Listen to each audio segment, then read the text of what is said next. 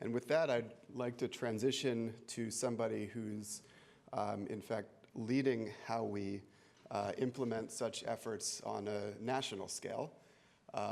Eric Dishman is the leader of the All of Us research program, which many people know about. It's, if people saw President Obama's State of the Union speech several years ago when he talked about launching a national precision medicine effort, that's now All of Us, and Eric now leads that effort. I got to know Eric pretty well when he was at Intel and I was at OHSU, and we worked together on building out a system for large-scale data sharing. He was vice president and a fellow at Intel, and when he was brought into the All of Us program, I thought that was a brilliant move because he's really a technology executive. He knows how to build advanced technology initiatives at a large scale, and as I would have expected, he was telling me at dinner last night how just implementing those technology executive best practices has allowed him to go faster and beat all the milestones that would have been expected at the typical pace that we build these kinds of research type programs. Before becoming a technology executive, his background is as a social scientist, and he was telling me that perhaps the social science skills are equally as important as the technology executive skills in some of the things he now has to do in his role. But what I think makes him most qualified to lead this type of a national program is actually his personal experience, which exemplifies the type of impact that we want to have for patients. So I'd like to show something in Eric's own words from his experience 25 years ago? 25 years ago or so. This was Eric's situation 25 years ago. 24 years ago. 24. I had a sophomore in college. I had a series of fainting spells. No alcohol was involved. And I ended up in student health, and they ran some lab work and came back right away and said, kidney problems. And before I knew it, I was involved and thrown into this sort of 6 months of tests and trials and tribulations with 6 doctors across 2 hospitals in this sort of clash of medical titans to figure out which one of them was right about what was wrong with me. And I'm sitting in a waiting room sometime later for an ultrasound, and all 6 of these doctors actually show up in the room at once, and I'm like, uh-oh, this is bad news. And their diagnosis was this. They said, you have 2 rare kidney diseases that are going to actually destroy your kidneys eventually. You have cancer-like cells in your immune system that we need to start treatment right away, and you'll never be eligible for a kidney transplant, and you're not likely to live more than 2 or 3 years. So this was 25 years ago. He was given a death sentence by his doctors, and doctors who reflected the experience that many patients have these days, where they were not able to understand what was going wrong and using this kind of guesswork and many false interpretations of disease, and really not giving him much hope. Fast forward 15 years from that time, and this was Eric's experience. And I walk in, and oh God, I had 4 doctors again, all of them in the same place, 2 by Skype, 1 on the phone and 1 in person. It's like, well, okay, what the hell now? And they're like, well, we've been playing around with this genome that you had done and working with the company who did it and several of the expert places around the world. And well, the long story short is none of the diagnosis codes we ever gave you, and at that point there were 23 different ones, were actually accurate. In fact, we now believe that 92% of what we ever put you on was destined never to have worked. And the good news is we think we know something that will work. And even though my pancreas was fine, they gave me a pancreatic cancer drug, 4 months of chemo, and I walk in, and they did the tests two times and wanted to do them a 3rd time before they finally said, holy crap, you're cancer-free, you're eligible for a kidney transplant. So after 15 years of guesswork by his doctors, which resulted in 23 misdiagnoses and therapies that were wrong 92% of the time by their estimate, his cancer was cured after a single molecular test. His DNA sequence informed a therapy not based on the conjecture of his doctors, but based on a data-driven understanding of what was going wrong with his disease. This experience by Eric shows that we're now on the brink of bringing this kind of advances to many patients beyond Eric, fueled by understanding their disease at a molecular level through large-scale data generation and data science interpretation. And he's now working to bring this experience to patients all around the country through the All of Us program. So with that, I'll introduce the social scientist, technology executive, government leader, cancer survivor, Renaissance man. Keep Eric going. Dishman. This is great. Well, thank you, Adam. I mean, it's interesting reflecting back on that, those times. I keep learning more information. I mean, I thought I had all my electronic health record data brought together. And so now at this point, the count is 57 rounds of chemo, radiation, and other therapies over those 23 years. I mean, I got really lucky. I happened to be in the right place in the right time. This was 7 years ago, to get a whole genome sequence done 7 years ago. It was a chance encounter. I was on my deathbed. I was going to have to step down as vice president at Intel. The travel was killing me. And we went to two places, San Diego and Boston, where a bunch of startups were trying to do early interpretation of genomic data. It was just so difficult to even manipulate it. And one of the guys there who was the CTO had seen me speak at a kidney conference 10 years before as a patient. He said, "Are you still sick?" And I said, "Well, I don't want to be morbid, but you're never going to see me again. This is my last business trip." And they needed Intel's fastest computers possible.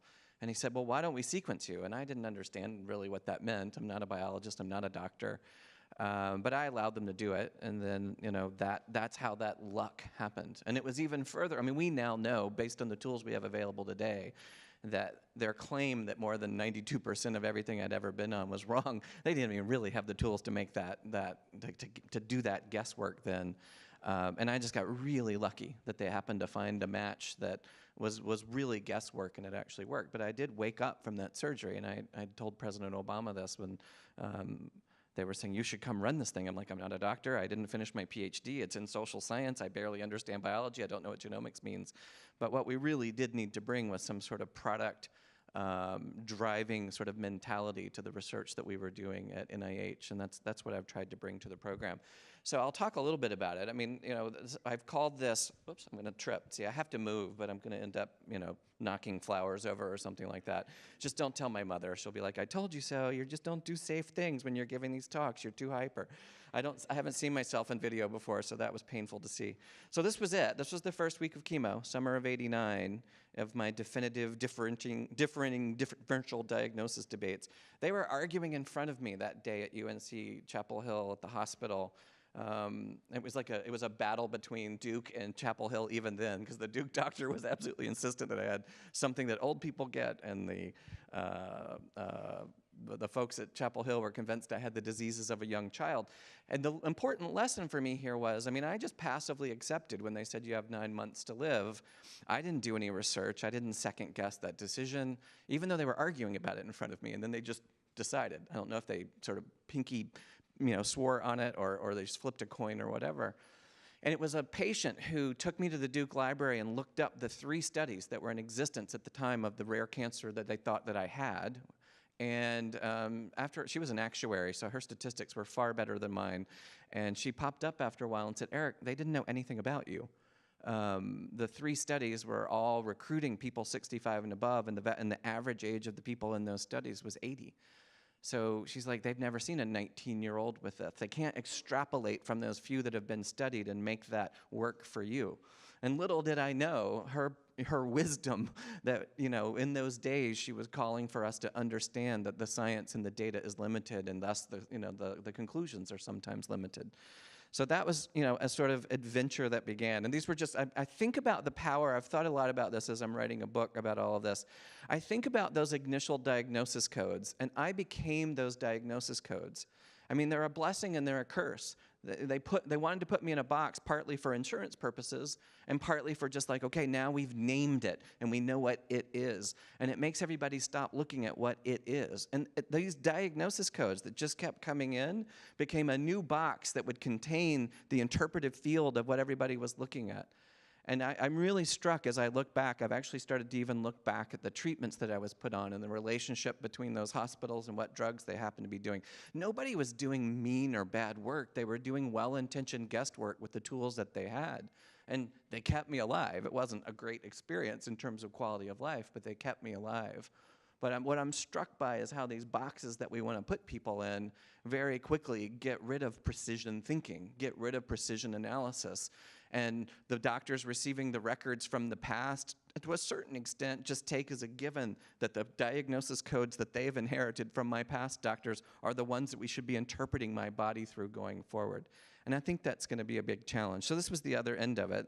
The young woman at Intel who donated a kidney to me. I never had looked up kidney transplant. Me, Mr. Patient Advocate, who taught thousands of cancer patients and kidney patients how to survive the system, had never looked up kidney transplant because it was never in the realm of consciousness. But what an amazing thing. But now let's think about the other cost of this. That's $6 million of health care over that time. That we're working on an economist report, and this economist is helping me figure out. That's not adjusted for today's dollars. So while that was a lot of suffering for me, look how many people didn't get care because of the expense of actually keeping me alive, because of this well-intentioned guesswork that didn't have the power of data to really transform and individualize it. The other thing I want to point out, it wasn't just that I had a whole genome sequence. It was that we took the time and spent the money at that point to get as much as we could of my whole electronic health record together from the 14 states that I had lived in and dozens and dozens and dozens of hospitals and clinics, including many overseas, because at that point, as an Intel vice president, I was traveling overseas a lot, would have a health incident, so I had therapies and other things occur in many other countries. At the same time, I was funding research at Intel, because I'm really a behavioral scientist. I studied the structure of conversation. I'm a conversation analyst as a training. And as I had observed my own grandmother with Alzheimer's and other people with Alzheimer's, and we had studied people with Alzheimer's, we started some work in my labs at Intel. This was before I convinced them to have a business. And now I think of what we were doing as behavioromics. And so I want to make the point that a lot of people are like, hey, a whole genome sequence saved your life. It was like, it was a whole genome sequence and a whole electronic health record and the combination of those data types that made us make an educated guess. And there's a whole other category of capturing behavior that we know is the main trigger for what the absence or presence of health for so many people. How are we going to capture those data types? So 20-some years ago, working for Paul Allen and then Intel, I started trying to use wearables and other technologies to capture behavioral data. And my initial instinct was like, look, the subtle ways in which we speak as humans contains a lot of moments of cognitive testing. And if you think about the telephone, right, I would observe my grandmother, and we would talk to other people dealing with dementia in their homes, and a lot of them would say, you know, the first trouble that they had was actually speaking to their friends. So I started recording naturally occurring conversation, trying to figure out if the movement of everyday life, the sounds of everyday life that we make, and your personal baselines, whether the changes of those could actually give you any indicator to the differentiation of disease, the onset of disease, or strategies with actually being able to treat them. So we started this work with Alzheimer's, and at the time, I get this call from Andy Grove. I'm buried in the bowels of Intel Labs, and Andy Grove calls me. He's on his treadmill. His Hungarian accent could be very difficult. And he's like breathing hard, and he's like, we have a social scientist at Intel? And I'm like, yes. And he's like, what are you doing? And so I flew down to see him, and we were both on cancer treatment at the time, him for his prostate cancer. And then he started actually talking about Parkinson's. Andy's awareness of his own Parkinson's was much earlier than most people actually realize. So we started applying some of the same principles of, could you look at changes in your everyday life, your ability to do or not do an activity of daily living, the time it took you to do it, the quality with which you did that exercise. We did wearables to collect his tremor information long before we had watches around that could actually collect tremor information.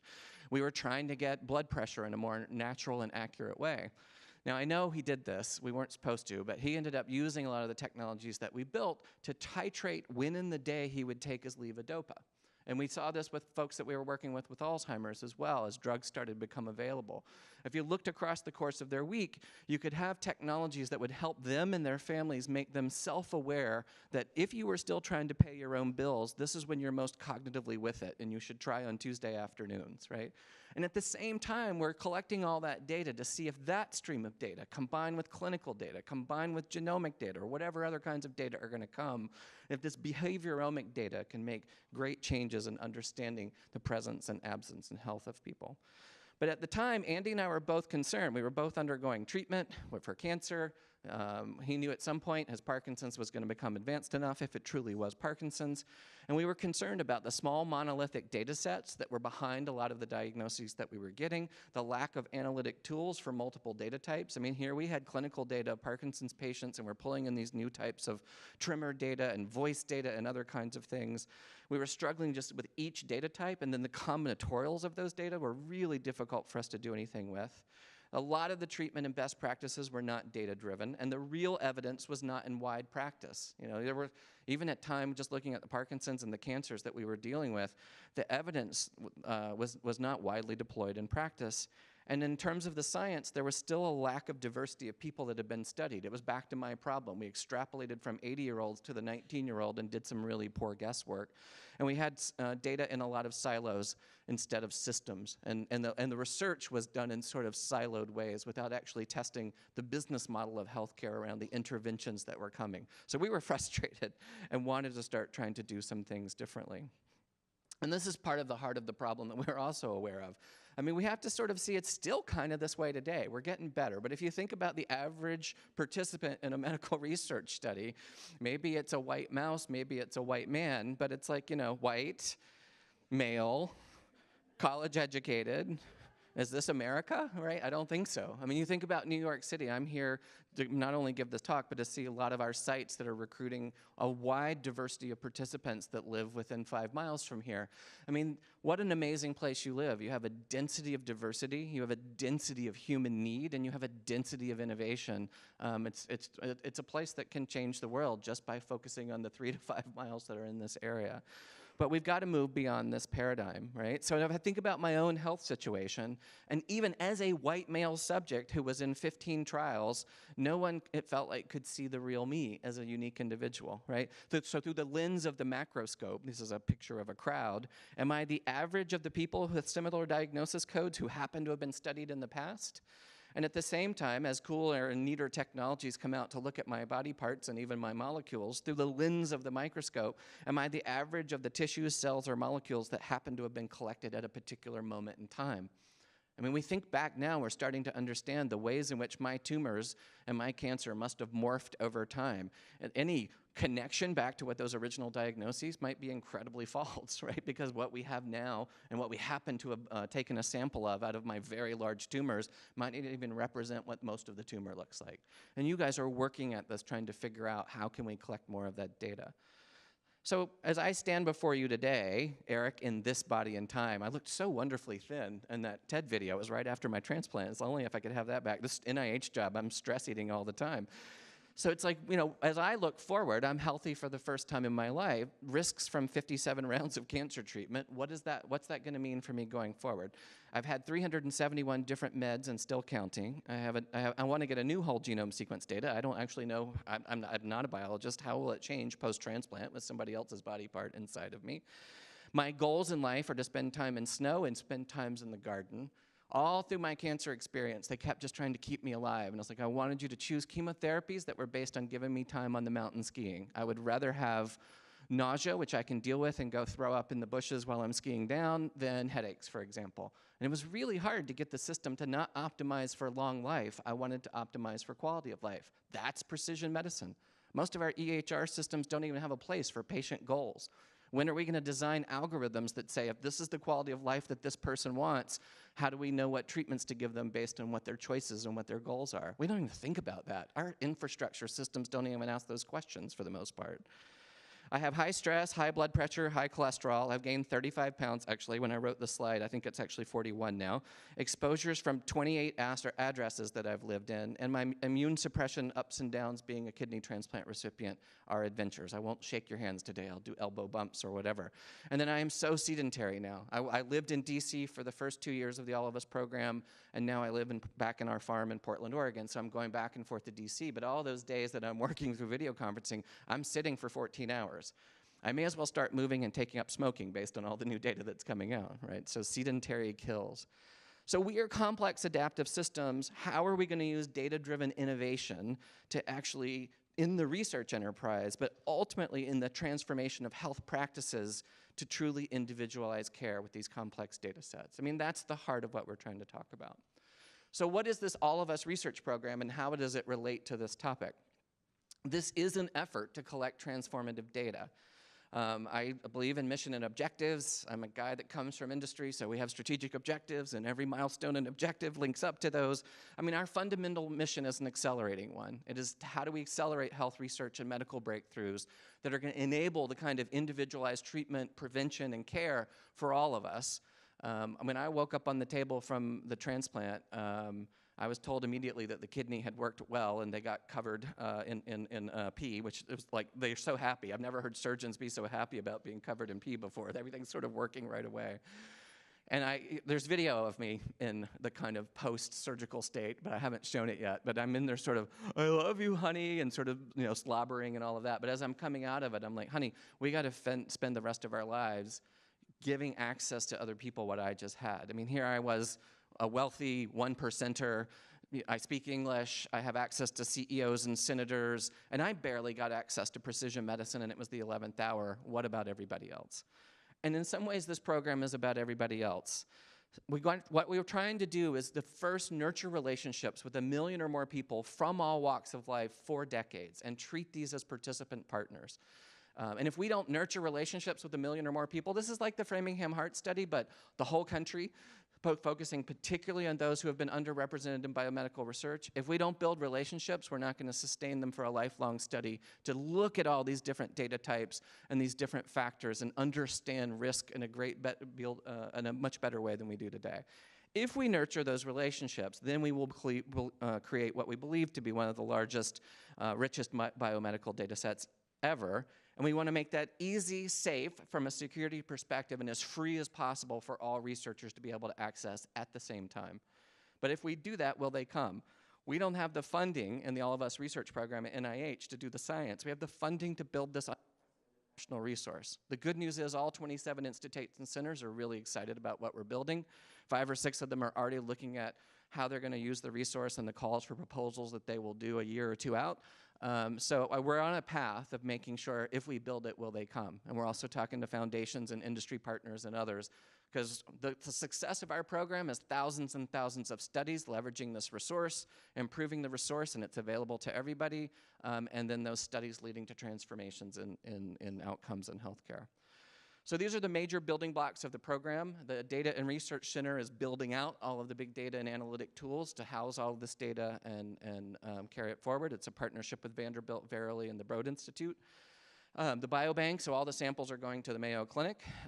For our version 1 protocol, there'll be about 35 million samples, and that's just the V1 protocol. Basically, our plan is every 3 to 4 years, depending on funding and science, we'll come out with an additional protocol. So like right now, we're collecting blood and urine as biosamples, but at some point we will do microbiome, at some point we will do hair, we'll do other, and then repeat measures of some of those as we go forward in time. The Participant Technology Systems Center is building all the things that face our participants. And our participants, I'll talk about in a minute, come from all parts of the country and all walks of life. On the bottom are really sort of 3 of the foundational elements to this. We have a network of partners that we call direct volunteer partners. These are places like Walgreens, a company called EMSI, who does in-home physical evaluations for almost every insurance company in the United States. They can reach almost every zip code. And other large partners who combined can theoretically reach where every person in the United States lives, or about 96% of where everybody lives, within 20 to 30 minutes. Now, I can't turn on all of that capacity to process samples and do all of that at one time, But what we're working on is the ability to do pop-up capacity. If a bunch of people sign up in the middle of Nebraska, but we don't have a health provider there, how do we come to town for 6 months and say, okay, we're here. A lot of you have done your surveys online. Those of you who aren't digitally savvy, here's an event where we're going to help you go through your surveys and then walk people through as we do the biosample collection and so forth. So this is very disruptive, and I'll talk a little bit about what the disruptions are in a minute. We have a network of health provider organizations. There's many of them actually in New York who applied, and those networks of health provider organizations are bringing in their patients and the families of those patients and helping to sort of move them through the protocol. And then we have a network of community partners from every kind of association you can imagine. These are national community partners who can also reach out and say, hey, do we have a Hispanic-focused community partner in this particular zip code and neighborhood to help build trust and understanding? We are aiming for 70 to 75% of the million people that we're initially aiming for to be those underrepresented in biomedical research, and 50% of that million to be underrepresented based on race and ethnicity. Building trust with those communities at the scale that we're talking about is an enormous challenge and is part of the grand experiment that is the All of Us research program. So these are just some of the partners that you can see. You can see some of those direct volunteer network partners like Quest and QTC and EMSI and Walgreens. You can see the network of health provider. The New York consortium is somewhere on there. And then you can see some of the partners working on platform development. And then we just made our awards for to the genomics partners, that award for doing the sequencing. So it will be whole genome sequencing and genotyping for all million people. And then you'll soon see a funding announcement come out for genetic counseling resource. We are committed to giving data back to all participants who want it, including raw data if they actually want it. But we're doing it in a responsible way. We're not just going to say, hey, you got a hit on the ACMG 59 list, good luck, right? We have to have a genetic counseling resource that can help those, especially who have gotten diagnoses with known pathogenic variants. And how all that's going to work, I don't know. We're going to figure it out. But we can't hide behind a lot of excuses for not giving data back to the individuals. All those clinical trials and studies I was in, I never got a thing back. I mean, I was fine. I'm helping future research. I'm helping other cancer and kidney patients. But we need to give the data back to people as we go forward. And these were just some of the community partners. So what is the current protocol? You can all join. Go to joinallofus.org. Would love to have you all join. You enroll in consent and authorize to share your EHR data. For some of them, we already know how to start pulling that in. So every one of those health provider organizations, as part of their application process, had to do a data sprint with us and show that they could send the basic EHR records in an OMOP standard to us as a way to actually get their award. But there's lots of other strategies. I predict that the cost of getting a holistic health record for our million people over time will far exceed the cost of all of our omics combined. And people think I'm crazy because omics are still pretty expensive, but I'm like, I'm not crazy. I mean, these records are so scattered and so uninteroperable still and so in so many places that I think the total cost of getting those records together will end up being more expensive. There's 6 initial surveys. You can see some of the list here. When you come in for physical measurements, it's simple physical measurements, blood pressure, heart, height. We will probably add things to this. Folks are like, why didn't you do crazier things? And I was like, well, first of all, everything we do is times a million. So it's like, I've got people coming and saying, it's only $10,000 to do this imaging scan. I'm like, yeah, times a million, right? Thanks. I hope you're a billionaire. Come with your checkbook, right? So we have to choose things that are going to be useful to multiple areas of science. And you know what we're starting to work on with the institutes it's like, okay, here's some ingredients that we could put in. They're going to help move 7 or 8 large fields of science forward. But people will then apply to do an ancillary study. Hey, I want to recruit 10,000 women in rural areas, and we'll do additional imaging on those 10,000. So we won't pay for that, but those applying to do ancillary studies will, and they'll share all of that data back. Blood and urine and saliva if not able to get blood. And then we're starting to do some wearable and digital app stuff coming soon. I think we'll eventually give a common device to all million people. I don't know whether the consumer market itself will get all the things that we actually need, or we'll have to put a spec out and ask industry to build something for us. For the next couple of years, it's going to be bring your own device, as well as us donating devices to some of our folks who've never had one before to see if the wearable or the phone app or whatever is useful to them. So all of that's starting to come online now. So we launched May 6th nationally in a crazy webcast in 7 places around the country. I refused to do TED-style talks. These were in with real diverse communities in real parts of the country. Pasco, Washington, a migrant farming community in western Washington that most people had never heard of. But also Harlem at the Abyssinian Baptist Church, right? So it was a real mix on our launch day, not just symbolizing, but showing that we're committing to the diversity that we've talked about. We have about 215 clinics up and running right now. We had 70 at the time of launch in May. As of today, about 127,000 participants have signed up and are somewhere in that protocol process from all 50 states. About 72,000 as of today have completed the whole version protocol, and our goal is 1 million core participants who have done whatever protocol we have available at the time by the end of 2023. Now, it was an interesting moment. I was presenting to the Institute and Center directors just in a casual update of what we were doing. And at that point, we didn't even have these numbers. I think we had crossed the 100,000 mark for total participants somewhere in the process, and about 66,000 core.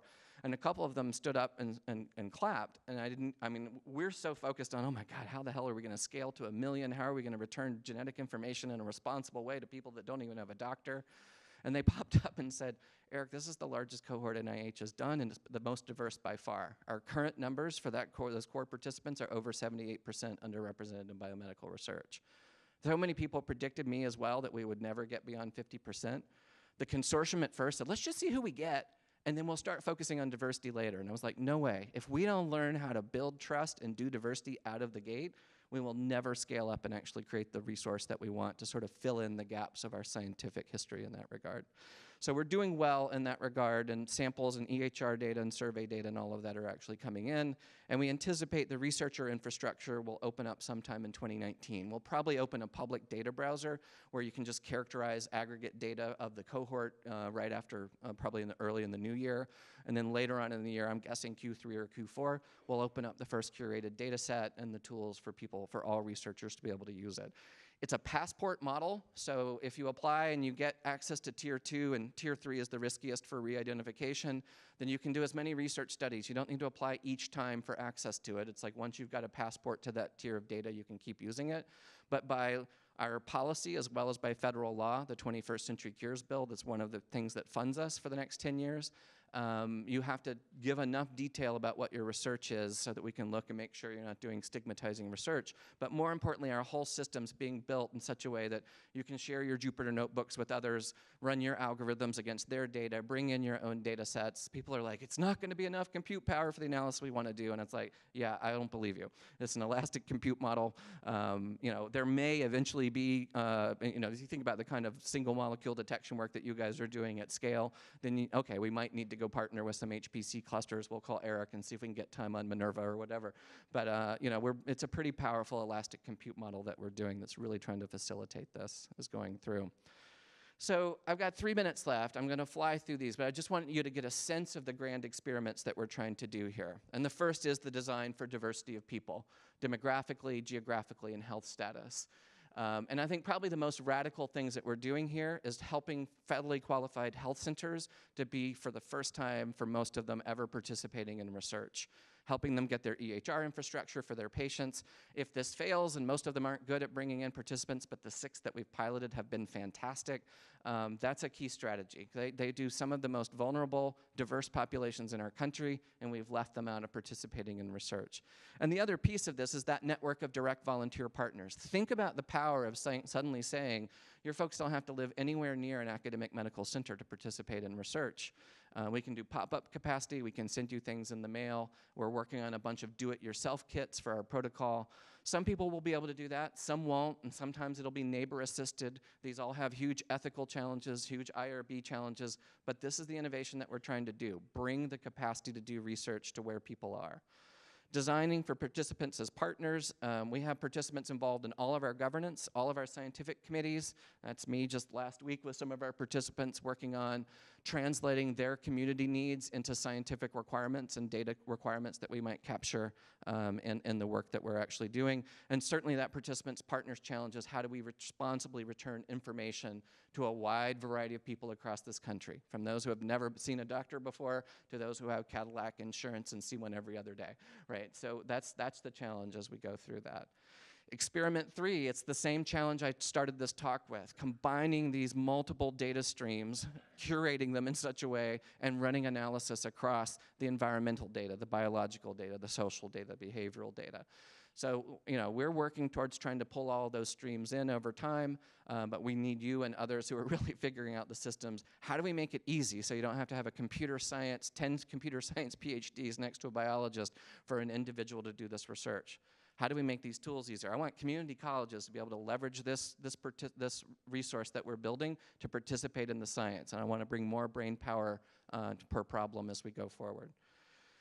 The fourth one here is the design for diversity of researchers in open science. It will be an open public platform, all of it in open source. The data will be open to all, including citizen scientists. I talked about collaborative workbenches and notebooks, the passport model, and a requirement by law to publicly share the research questions that you as a researcher are doing so people can know that.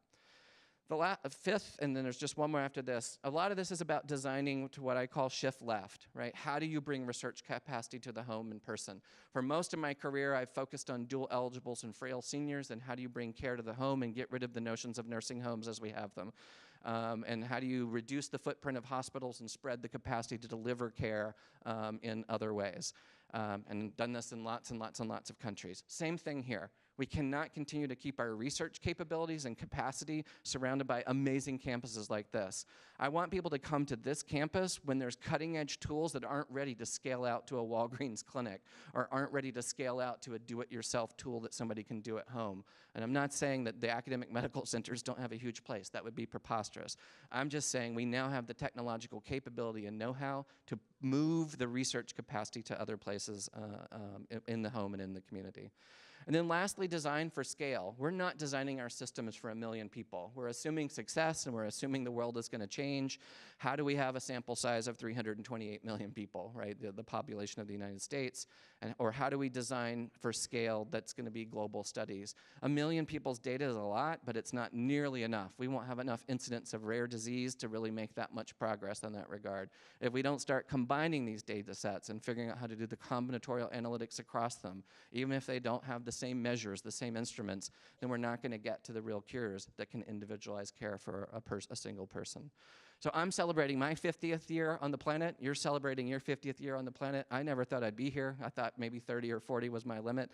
I looked at what you guys are doing around your biobank, the Center for Precision Wellness, Semaphore. This place and this community that you have around you is arguably the playground needed to actually help cure the rest of the world. So I'm so glad you're at the table doing that, and I hope we can partner with you as we go forward. Thanks very much.